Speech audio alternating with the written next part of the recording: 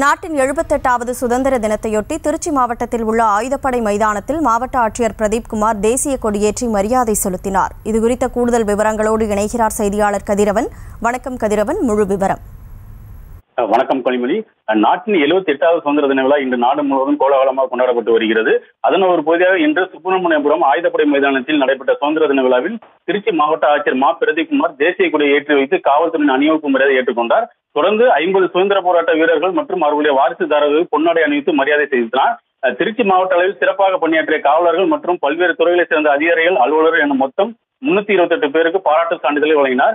மேலும் 27 பயனாளிகளுக்கு 23,81,000 மதிப்பிலான நலத்திட்ட உதவிகளை வழங்கினார். அதனைத் தொடர்ந்து சுதந்திர தின விழாவில் திருச்சி மாவட்டத்தை சேர்ந்த பள்ளி மாணவர்களின் கலை நிகழ்ச்சி நடைபெற்றது. இதனை ஏராளமான கண்டு ரசித்தனர். கனிமொழி, விவரங்களுக்கு நன்றி கதிரவன்.